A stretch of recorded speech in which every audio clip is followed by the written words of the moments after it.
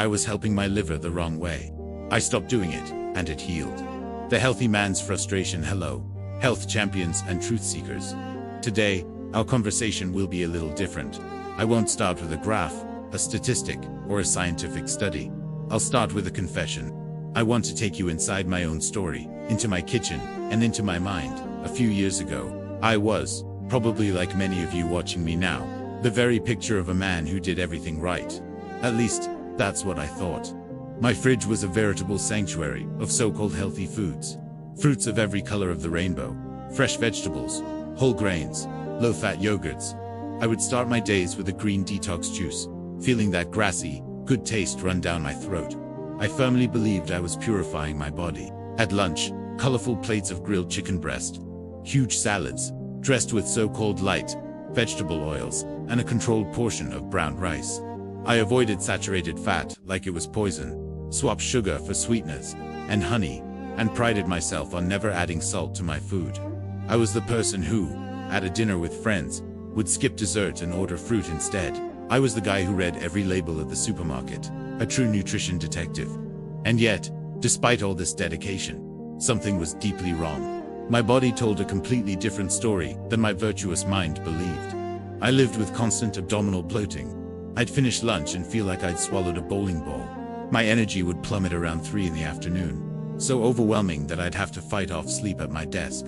My mind, which should have been sharp, lived in a constant fog, a difficulty concentrating that frustrated me deeply. I woke up tired, even after 8 hours of sleep. My skin felt dull, and minor irritations and allergies began to appear. I went to doctors, had routine checkups, and the answer was always the same. Everything's normal for your age. But I knew it wasn't. I knew this wasn't my natural state of being. How could I be doing everything right and still feel worse? Frustration turned into silent anguish. I was trapped in a prison of healthy information, following all the rules, but my body was paying a price I couldn't understand. I felt betrayed by the very food I believed was my ally. The turning point, the moment that started everything I'm going to share with you in this video, was a routine imaging exam. I was lying in that cold room, the doctor applying the cold gel to my stomach and sliding the ultrasound transducer. He was silent for what felt like an eternity. Then he turned the screen to me and said the words that echoed in my head like thunder. Your liver has a buildup of fat. It's a case of hepatic steatosis, the famous fatty liver. I was shocked. Fatty liver. Me, the person who didn't drink alcohol, who didn't eat fried foods, who avoided fat like the devil runs from the cross. It made no sense at all. At that moment, I had two options: accept it as an inexplicable mystery of life, or declare war on the misinformation that had made me sick. I chose the latter. That was when my true health journey began. The journey to discover that the cure lay not in adding more healthy foods, but in removing one single thing. A single category of foods that I consumed every day, in abundance, believing it was the foundation of my health. And this search for truth, this journey to unravel what truly nourishes and what silently destroys us, is what unites us today. Those of you who are here, who have felt this same frustration, who distrust common sense, and who seek answers that make sense not only on paper, but in your own body, you are proof that our body yearns for balance. It cries out for it through symptoms. And hearing this call, having the courage to question and act on it, is what makes us, in a very deep and true sense, the chosen ones of the living God, responsible guardians of this sacred temple that is our body. This video isn't just about the liver. It's about regaining control. It's about learning to listen to the wisdom of our bodies, instead of the noise of food marketing. In this first chapter, I wanted to establish the foundation of our conversation: pain and confusion, because to understand the simplicity of healing, we first need to delve into the complexity of the misinformation that keeps us sick. In the following chapters, we will deconstruct, one by one, the pillars of healthy eating that were actually paving my way to illness. And, in the end, I will reveal the one change I made, the item I stopped consuming, that allowed my liver to regenerate and my overall health to flourish like never before. Get ready, because the truth is much simpler and more liberating than we've been led to believe. The sweet poison disguised as health. I returned home that day with the test results in hand and a storm in my head. Fatty liver. The words seemed to belong to another script, another person. I looked at my pantry, my refrigerator, and saw an army of allies who had somehow betrayed me. My first reaction was denial, followed by silent rage. I had dedicated myself, studied, invested time and money, in what I was told was the path to longevity. What had I done wrong? My mind, trained by common sense nutrition, began searching for obvious culprits. Fat, it couldn't be. I diligently avoided it. The little olive oil in my salad. The occasional avocado. Impossible. Salt. I barely used it. Alcohol non-existent in my life. I was at a dead end, and the only tool I had left was obsession. I decided I would no longer outsource my health. I would become the greatest expert on my own body. I immersed myself in physiology books, scientific articles, and biochemistry forums. I no longer wanted to hear what to eat. I desperately needed to understand why. I needed to understand how the machine worked. And my investigation began with the offended organ, the liver. I discovered that the liver is our body's grand central laboratory, the conductor of an orchestra with over 500 vital functions.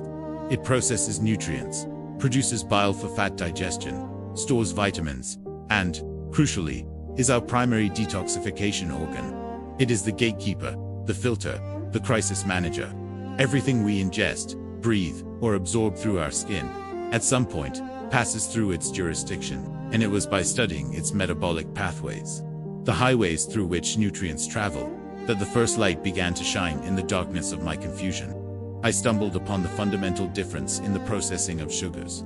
Glucose, the sugar found in starches like bread, rice and potatoes, can be used for energy by virtually every cell in our body. The brain, muscles, and heart all have the key to using glucose for fuel. It is distributed throughout the bloodstream and used extensively. But then, I came across its cousin, fructose, the sugar found in fruit. The sugar I consumed in industrial quantities, believing it to be the purest source of health. Here was the revelation that changed everything for me. Unlike glucose, fructose cannot be directly utilized by most cells. Single destination, the liver. Only the liver has the metabolic machinery to process it. And it was at that moment that the perfect analogy formed in my mind. Imagine a large city, which is your body. Glucose is like a general delivery, which can be left at any house, in any neighborhood.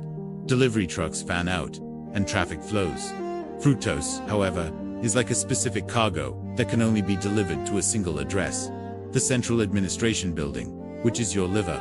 Now, imagine what happens when, suddenly, hundreds of trucks with this specific cargo arrive at the same time.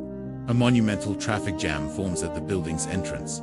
The employees, the hepatocytes, are overwhelmed. They work at a frantic pace to process this avalanche of fructose. And the liver, in its wisdom to deal with excess, does the only thing it can to survive the chaos. It begins to transform this excess fructose into fat, more specifically, into triglycerides. A process called lipogenesis again. Suddenly, my healthy daily life flashed before my eyes like a horror movie. The large glass of orange juice in the morning, which I thought was pure vitamin C, was actually a liquid fructose bomb, devoid of fiber. The fruit to slow down its absorption. The mashed banana with oatmeal and honey. The apple in the middle of the afternoon. The handful of grapes I snacked on at night. The giant fruit salad I ate for dessert. The detox juices. The agave syrup I used to sweeten my tea. I was, unknowingly, sending a daily tsunami of fructose directly to my liver. And my poor liver, day after day, was doing its job, storing the excess as fat to protect me from metabolic chaos. I wasn't sick because my body failed. I was sick because my body was functioning perfectly, exactly as it was designed to function. In response to the bombardment, I was promoting understanding. This was liberating and terrifying. Liberating, because the fault wasn't a genetic flaw or a mystery, but a clear cause. Terrifying, because the source of my problem was exactly what society and experts told me was the pillar of health. It is at this point that the journey to health becomes a spiritual journey. It takes immense courage to look at the truth, even when it contradicts everything we've been taught. It's an act of faith in our own discernment, and this ability to see through the veil of misinformation is what distinguishes us as the chosen ones of the living God, responsible for safeguarding our own vitality. I had found the great villain, but I would soon discover that he didn't act alone. He had accomplices, disguised as angels, in my pantry, and the next one I would unmask was perhaps the most deceptive of all. The false promise of whole grains. With the discovery about fructose, I felt like a detective who had finally found the murder weapon. The metabolic congestion in my liver made perfect sense. The brain fog, the fatigue, The bloating everything seemed connected to this overworked central organ. But as I mentioned at the end of the last chapter, the villain rarely acts alone. As I delved deeper into the physiology of fatty liver, I discovered its most powerful accomplice, a partner in crime that amplified all the damage. Insulin, and the trigger for the constant release of this hormone, lay in another pillar of my perfect diet: whole grains. For most people, the word whole is synonymous with health. Whole grain bread, brown rice, whole grain pasta, whole grain oats. We believe that the presence of fiber and a whole grain makes these foods not only benign, but beneficial. I certainly did. My breakfast, when it wasn't a fruit juice, was a generous bowl of whole grain oats, sweetened with honey and topped with a banana. My lunch always included a serving of brown rice, sometimes a whole grain sandwich in the late afternoon. I was convinced I was making the smart choice, the better than choice of the refined, white version. And herein lies the subtle trap we all fall into. Better than doesn't mean good for you. Let's understand what really happens in the body. Whether it's white or whole grain bread, white or brown rice, most of what you're eating is starch. And starch is nothing more than long chains of glucose molecules. The difference is that in the whole grain version, these chains are wrapped in a little more fiber, which slows down digestion and the release of glucose into the bloodstream. Imagine that white bread is like opening a glucose tap in your bloodstream. Whole grain bread is like opening the same tap, but with a small filter that slightly reduces the flow. At the end of the day, the amount of water that is glucose that floods your system is practically the same. And every time this influx of glucose occurs, your pancreas receives an alert signal and releases insulin. Insulin is a storage hormone. Its main job is to take this glucose from the blood and push it into the cells to be used as energy. It's the key that unlocks the cell's door. The problem is that, in a diet rich in carbohydrates, even whole grain ones, this tap is always open. Breakfast, snack, lunch, snack, dinner. It's a constant flow of glucose, generating constant insulin spikes. Now, let's put the two pieces of the puzzle together: fructose and insulin. Remember how my liver was already overloaded, transforming excess fructose into fat. Insulin steps in like the manager locking up the warehouse. As a storage hormone, insulin signals to the body, we have a lot of energy coming in. Stop burning what's stored. This means that insulin inhibits fat burning.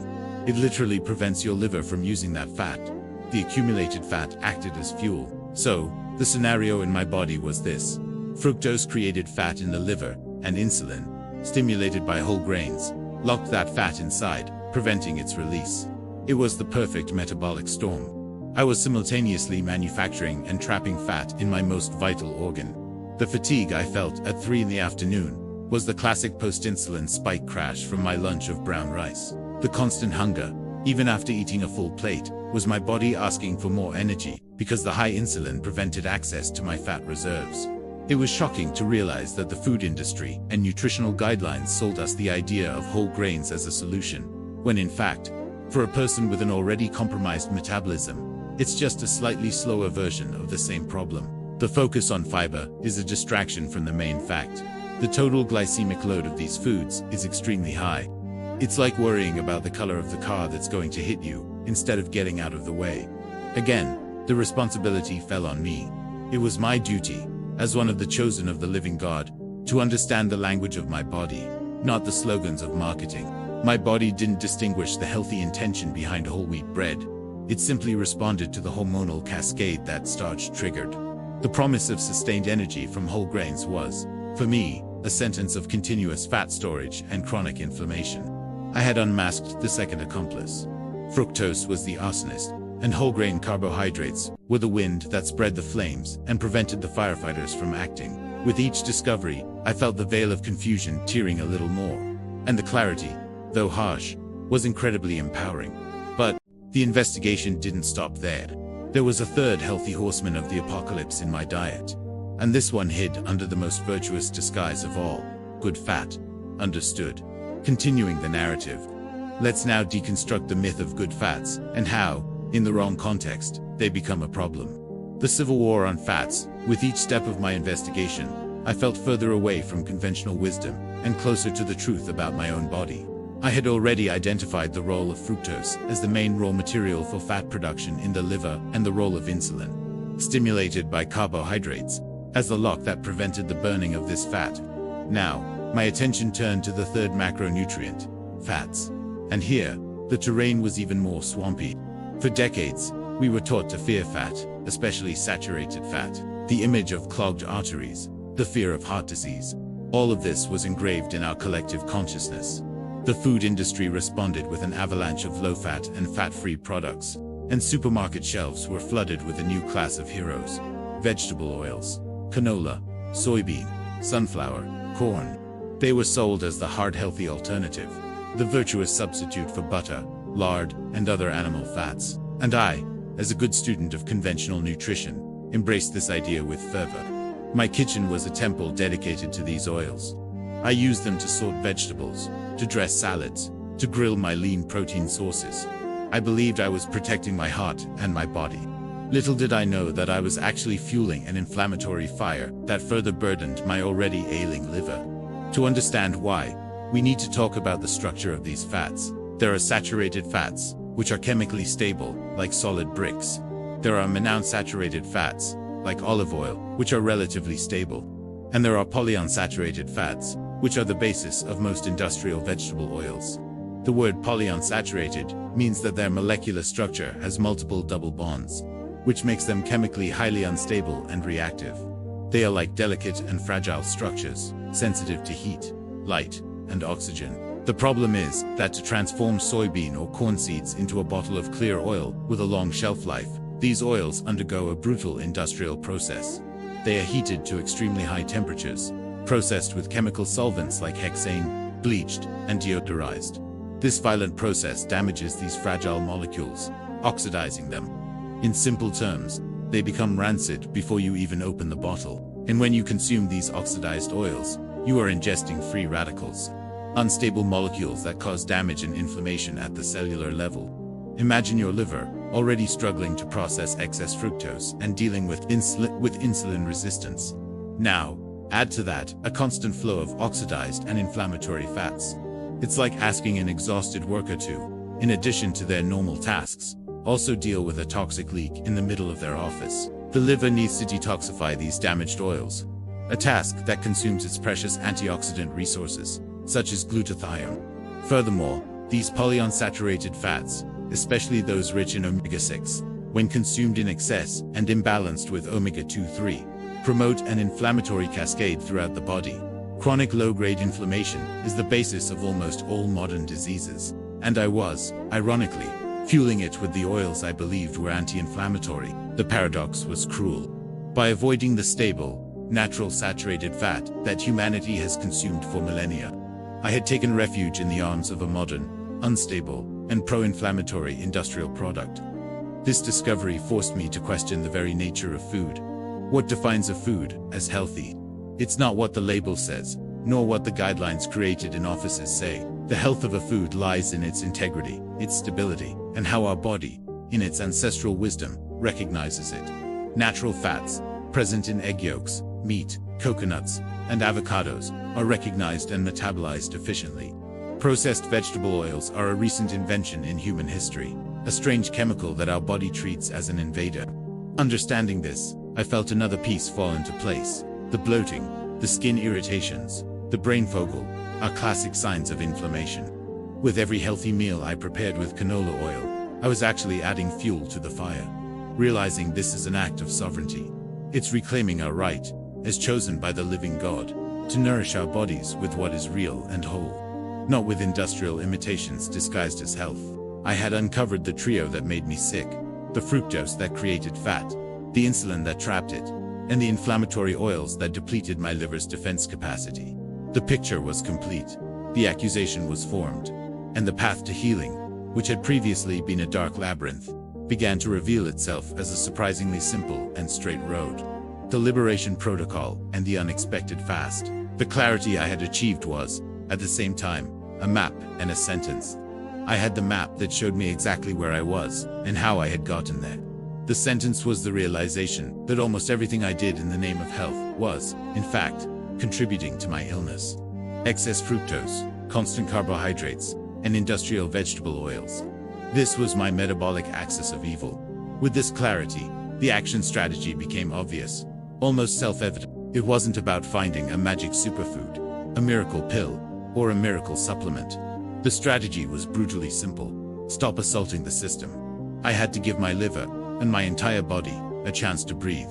I had to create space for healing to occur.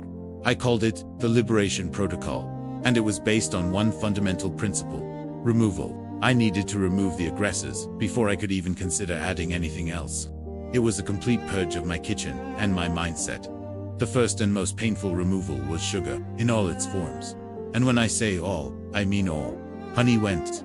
Agave syrup went in the trash. Fruit juices, which I saw as elixirs of life, were banned. High-sugar fruits like mangoes, bananas, and grapes, which were staples of my snacks, were put on a temporary moratorium. I needed to drastically cut off the flow of fructose that was drowning my liver. Next came refined and whole grain carbohydrates. Goodbye, whole grain bread. Goodbye, brown rice. Goodbye, pasta and oatmeal. I needed to silence the constant insulin spikes that kept my body in a perpetual state of fat storage. And finally, the oil cleanse. All the bottles of canola, sunflower, and soybean oil were unceremoniously discarded. I replaced them with stable, natural fats, extra virgin olive oil for finishing cold dishes, coconut oil, and ghee for cooking. My pantry, once full of colorful boxes and health promises, now seemed Spartan and minimalist. My meals transformed. They now consisted of good quality proteins, like meats and eggs, an abundance of leafy greens, and low-carb legumes. Gone, and healthy, natural fats. But the most profound and unexpected change wasn't just what I ate, but when I ate. As I studied the role of insulin, it became clear to me that it wasn't just food that stimulated it, but the act of eating itself. Every snack, no matter how small, generated an insulin response.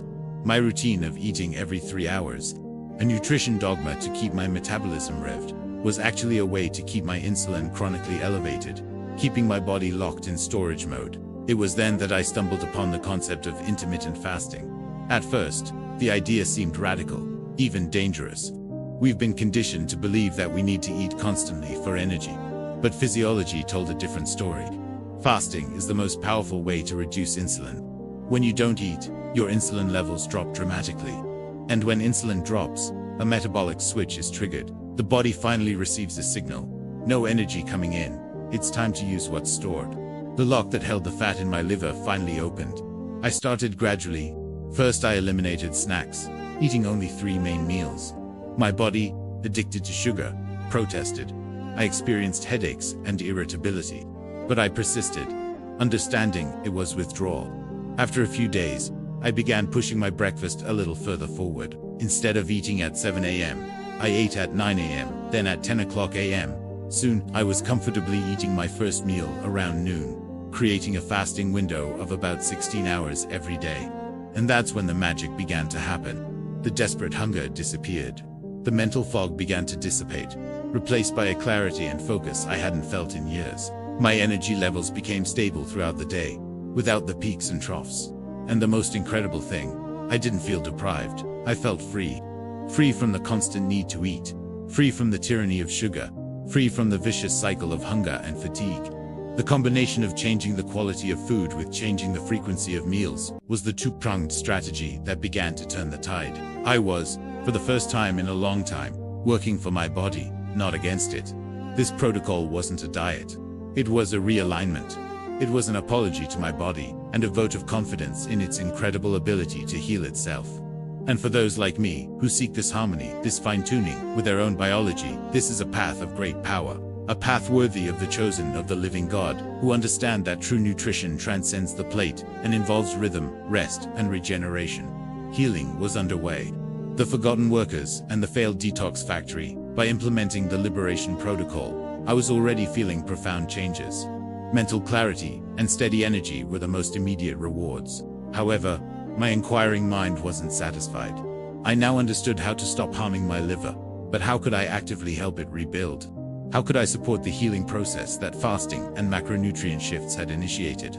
This led me to a new level of study, a fascinating subniche, the role of micronutrients in liver detoxification. I learned that liver detoxification isn't some vague cleanse concept promoted by green juices.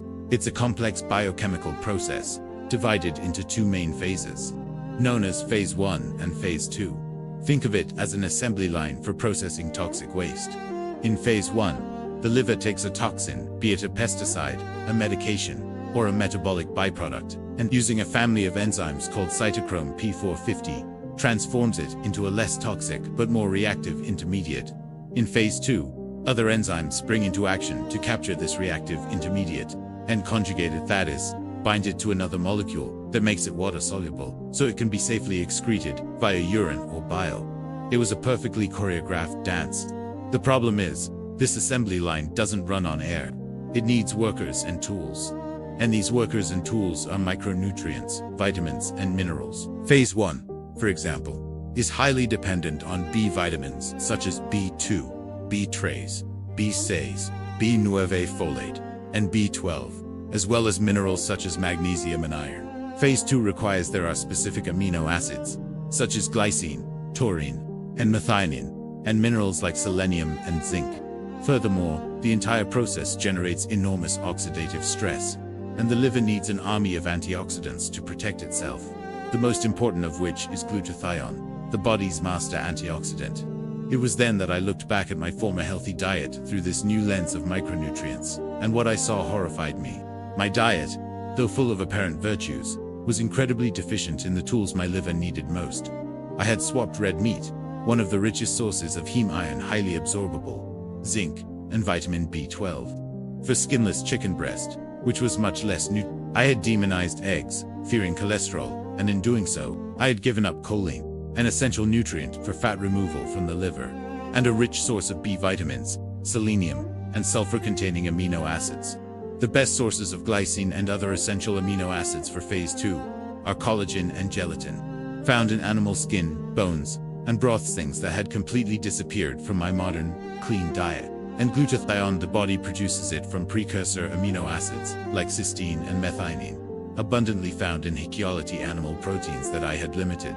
In short, I was demanding that my liver work overtime to handle the tsunami of fructose and inflammatory oils, while simultaneously depriving it of the tools and workers it needed to do the job. My detoxification factory was on the fritz. This realization led me to further refine my new dietary approach. It wasn't enough to simply remove the offenders. I needed to actively replenish the system. My diet became focused on nutrient density. I reintroduced good quality red meat, no longer with fear, but with reverence, understanding it as a powerful source of nutrients for liver recovery. Eggs, especially the yolks, became a mainstay of my diet, now seen as natural multivitamin capsules. I began including plenty of cruciferous vegetables, such as broccoli, cauliflower, and Brussels sprouts, as they contain compounds like sulforaphane, which are known to optimize phase 2 detoxification function. Garlic and onions, rich in sulfur compounds, also entered my daily routine. The journey deepened. It was no longer just about counting carbs or avoiding sugar, but about nourishing the biochemistry of healing. It was an understanding that each meal was an opportunity to send my liver the building blocks it needed to repair itself. This is a level of consciousness that transcends diet. It is a dialogue with our own biology, an act of profound responsibility. This is what it means to truly be one of the living God's elect, not just following rules but understanding the principles, so we can become co-creators of our own health, providing our sacred body with exactly what it needs to thrive. Each day, I felt my body responding to this new intelligence, rebuilding itself from the inside out. Healing was no longer a distant hope. It was an active, palpable process, one I was orchestrating with every bite. Understood? We move on to the 7th chapter, where the narrative delves into the resolution of secondary symptoms and the surprising connection between the liver and mental health. The fog lifts and true energy returns. The first few months of my new protocol focused on the architecture of healing, removing the aggressors and replenishing micronutrients. The changes I felt were undeniable. The abdominal bloating, my constant companion for years, had completely disappeared. I would finish a meal, feeling satisfied, not stuffed. The scale also reflected the change, not because I was counting calories, but because my body was finally able to access and burn its fat reserves. However, the most spectacular transformation, the one that brought me an almost childlike joy, was not physical, but mental. The brain fog, that persistent feeling of having your mind wrapped in cotton wool, began to dissipate. It was a gradual process, like the morning sun burning away the mist of a valley. One day, I found myself reading a complex article and absorbing every word. Another day, I found myself in a meeting, articulating my ideas with a clarity and speed that surprised me. The constant effort to think, to focus, had been replaced by a spontaneity and sharpness that I believed I had lost forever with age. This led me to a new field of investigation, the direct connection between an overworked liver and brain function. What I discovered was fascinating. The first connection was ammonia. Ammonia is a natural byproduct of protein metabolism. It is a neurotoxic substance, meaning it is toxic to the brain. In a healthy body, the liver efficiently converts ammonia into urea, a harmless substance that is then excreted by the kidneys. However, in a congested and dysfunctional liver like mine, this process, known as the urea cycle, becomes inefficient. Small amounts of ammonia escape the liver and travel through the bloodstream to the brain, even at subclinical levels, which would not be diagnosed as severe hepatic encephalopathy. This extra ammonia interferes with neurotransmission, causing slowed thinking, confusion, and the very sensation of brain fog that plagued me.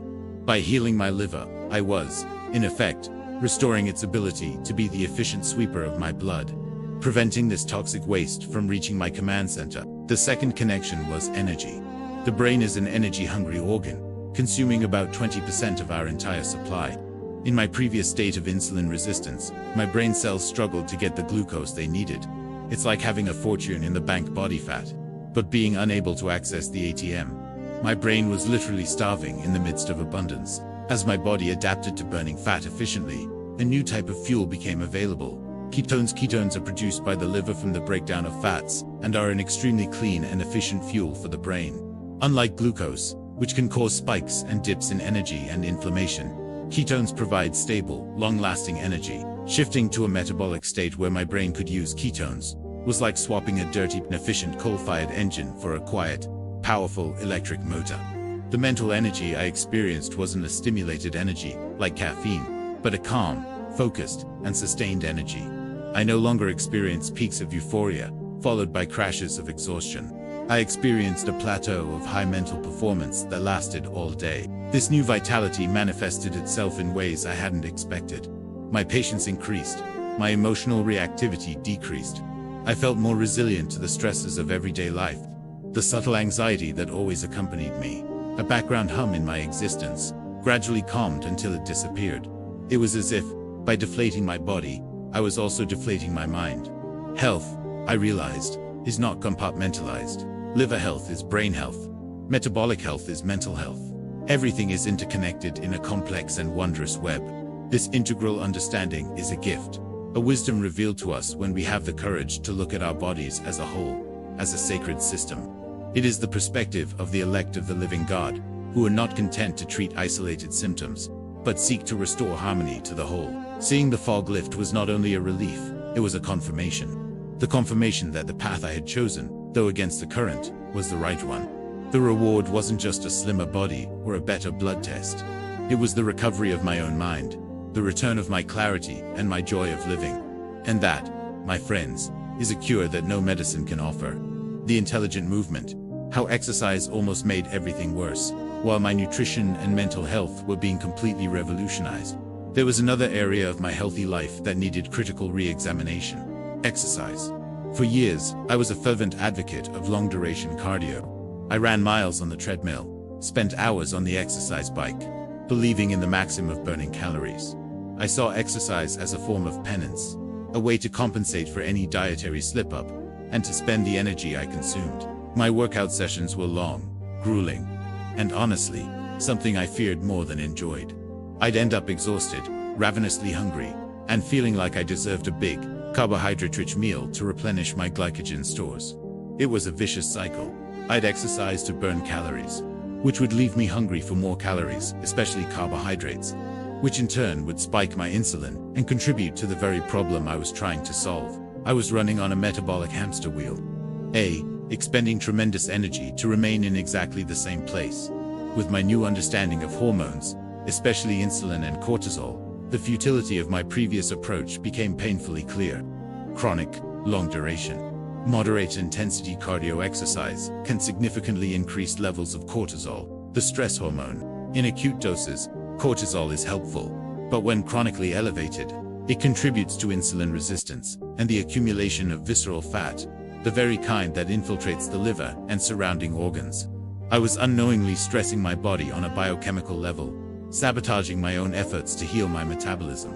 I was trying to put out a fire by pouring gasoline on it. I didn't need more stress. I needed intelligent stimuli that signaled my body to strengthen itself and become more metabolically efficient. That's when I discovered the fundamental difference between burning calories and building a more efficient body. My new movement philosophy became focused on two things: efficiency and hormonal signaling. I abandoned the long, monotonous cardio sessions and replaced them with two main strategies. The first was strength training, or weight training. Muscle is our body's largest glucose sink.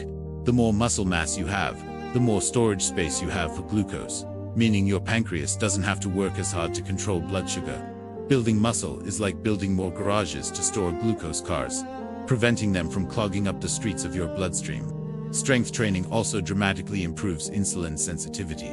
Trained muscles become much more receptive to the insulin signal, requiring much less hormone to do the same work. Instead of long sessions, my workouts became shorter, more intense, and focused on compound movements that recruited large muscle groups. The second strategy was incorporating low-intensity activities, such as walking.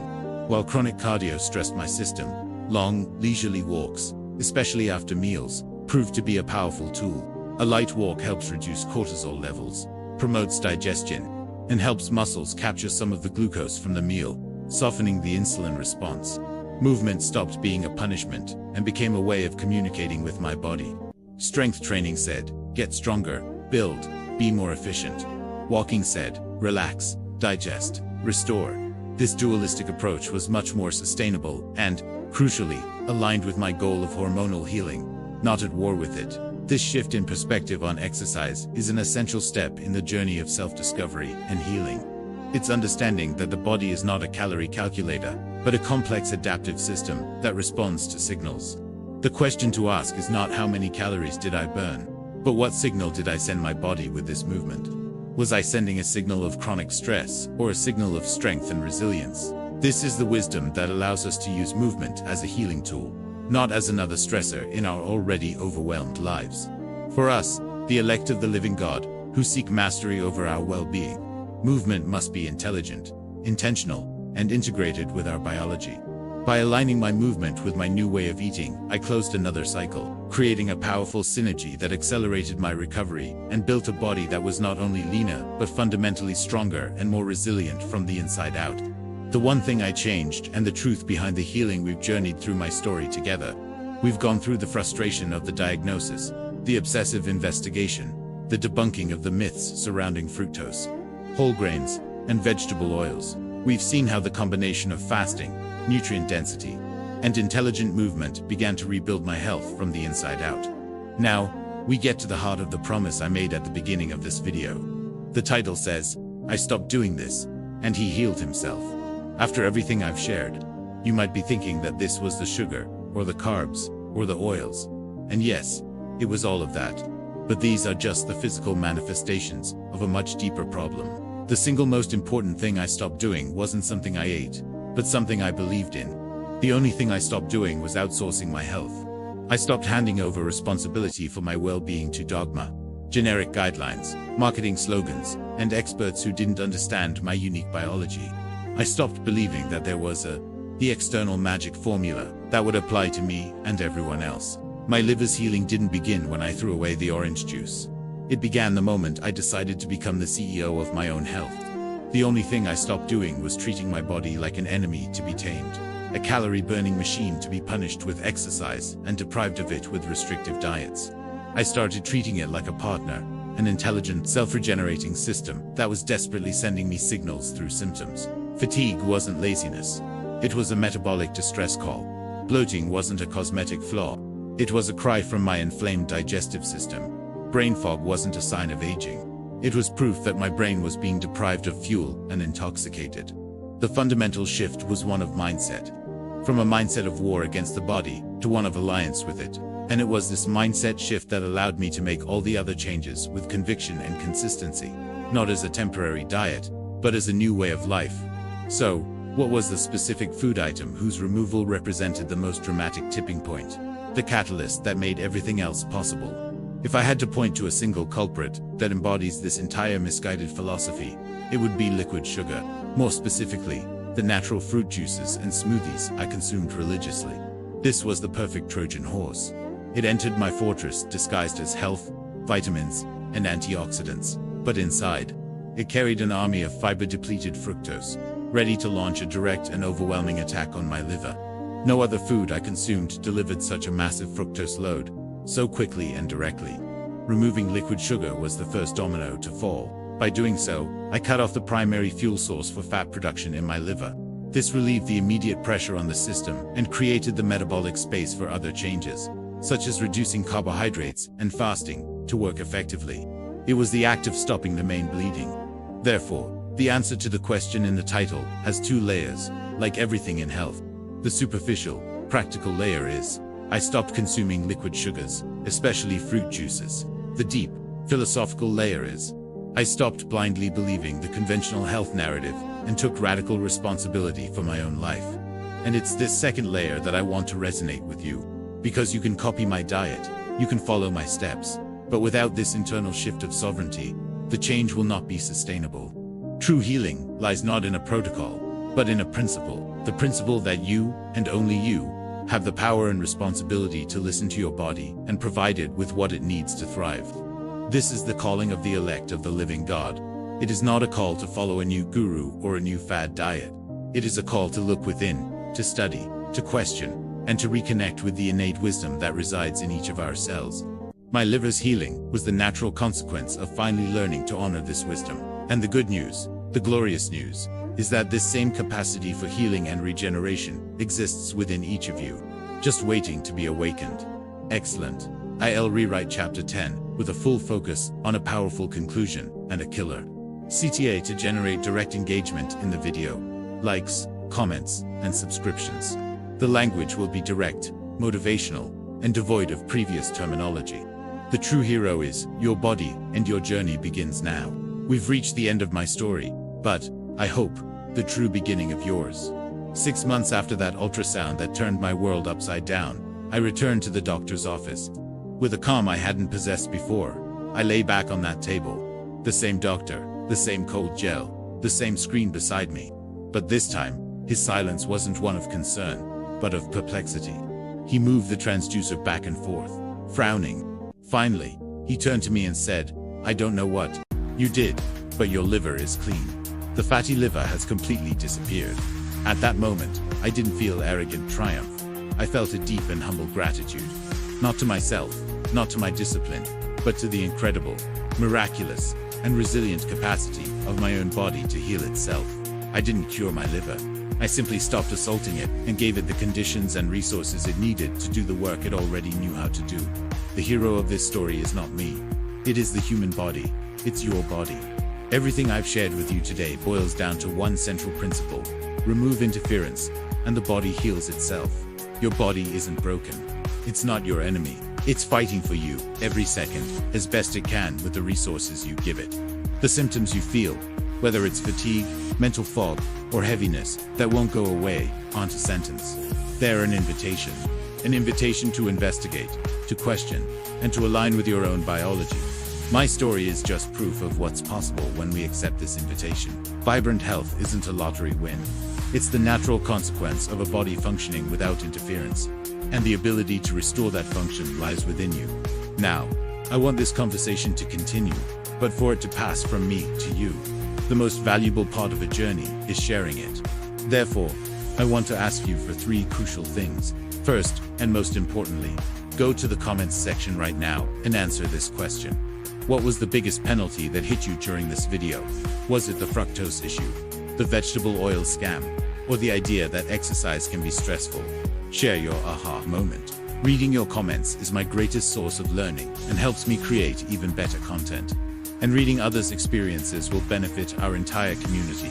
Second, if this video brought you clarity, if it shone a light in the darkness of confusion, please leave a like. Your like isn't just a number. It has a signal to YouTube that this message of empowerment and health needs to reach more people who are trapped in the same trap I was. You can help free someone with a simple click.